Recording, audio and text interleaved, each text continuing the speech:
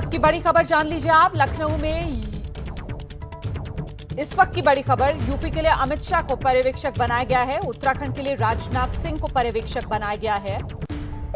सरकार गठन करना है बीजेपी को और ऐसे में उत्तर प्रदेश के लिए अमित शाह पर्यवेक्षक बनाए गए हैं।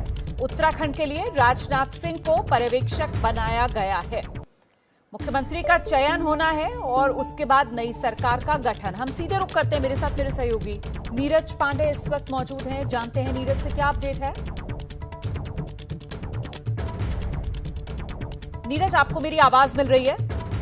जी बिल्कुल, मैं आपको बता दूं कि उत्तर प्रदेश समेत 4 राज्यों में जिन राज्यों में भारतीय जनता पार्टी की सरकार बनी है उन राज्यों के लिए भारतीय जनता पार्टी ने पर्यवेक्षक नियुक्त किए। सबसे महत्वपूर्ण उत्तर प्रदेश है। उत्तर प्रदेश के लिए अमित शाह को पर्यवेक्षक नियुक्त किया गया है और उत्तराखंड के लिए राजनाथ सिंह को पर्यवेक्षक नियुक्त किया है, जबकि मणिपुर के लिए निर्मला सीतारमण और गोवा के लिए नरेंद्र सिंह तोमर को पर्यवेक्षक बनाया गया है। अब ये अभी समय तय नहीं हुआ कि ये लोग कब जाएंगे उन राज्यों में और जाकर वहां पर सरकार गठन से लेकर शपथ ग्रहण समारोह, मंत्रिमंडल विस्तार, तमाम विषयों पर चर्चा करेंगे और वहां पे मंत्रिमंडल। नीरज, मैं ये भी चाहती हूँ कि आप मेरे दर्शकों को बताइए कि पर्यवेक्षक की भूमिका क्या रहती है।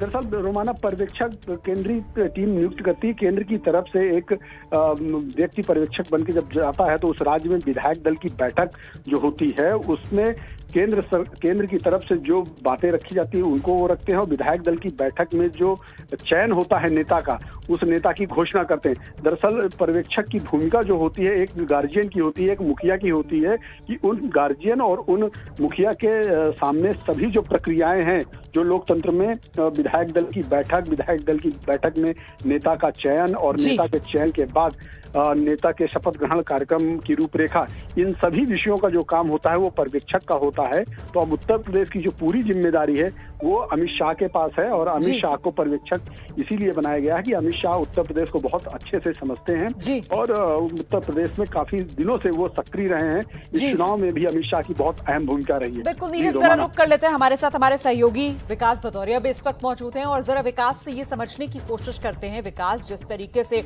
वो चारों चुनावी राज्य जहां पर बीजेपी को बम्पर जीत मिली है उनके लिए केंद्रीय पर्यवेक्षकों के नाम का ऐलान हो गया है, लेकिन उत्तर प्रदेश के लिए अमित शाह को पर्यवेक्षक बनाया जाना, इसके मायने विकास?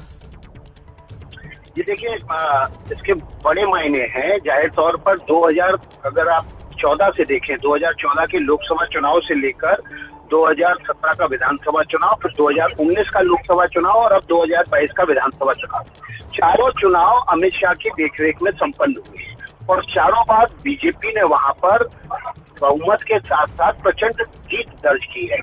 और ये एक तरह से डोमेन है अमित शाह का, जो वो माइक्रो मैनेजमेंट है, लेकिन उत्तर प्रदेश पर उनकी जो मास्टरी है वो बेजोड़ है। और यही वजह है कि अमित शाह को इस चुनाव के जीत का सेहरा भले योगी के और मोदी के सर बंधा हो, लेकिन जो इलेक्शन मैनेजमेंट का सेहरा है वो गृह मंत्री अमित शाह के सिर पर बंधा है।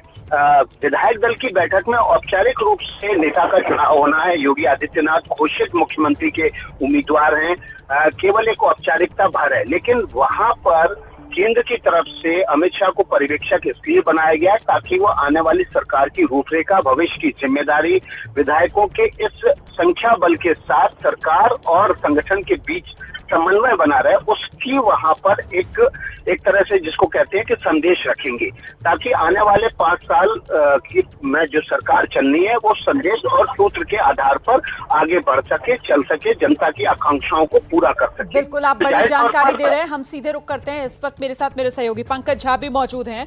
पंकज के पास चलते हैं और उनसे समझने की कोशिश करते हैं कि उत्तर प्रदेश के लिए जिस तरीके से पर्यवेक्षक की महत्वपूर्ण भूमिका अमित शाह को यह जिम्मेदारी दी गई है, ऐसे में खुद बीजेपी की तरफ से, प्रधानमंत्री मोदी की तरफ से और अमित शाह की तरफ से ये बार बार दोहराया गया कि साहब 2024 का रास्ता जो है वो उत्तर प्रदेश 2022 से ही होकर गुजरेगा और उसी कड़ी में इस फैसले को भी जोड़कर देखा जाना चाहिए। पंकज जी हाँ रोमाना, देखिए इसमें तो कोई दो राय नहीं है कि सबको पता है कि विधायक दल का नेता कौन होगा, यूपी के अगले मुख्यमंत्री कौन होंगे, ये सबको पता है। ये महज औपचारिकता है।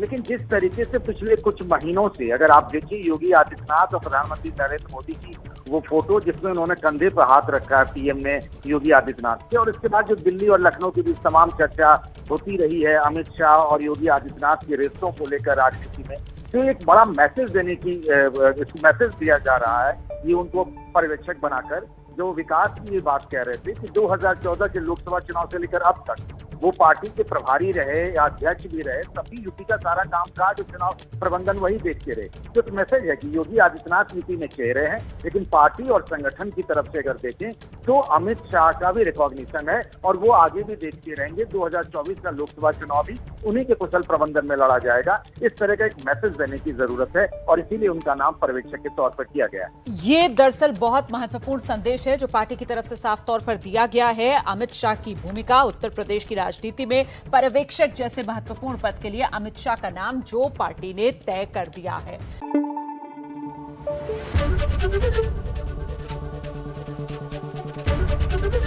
एबीपी न्यूज आपको रखे आगे।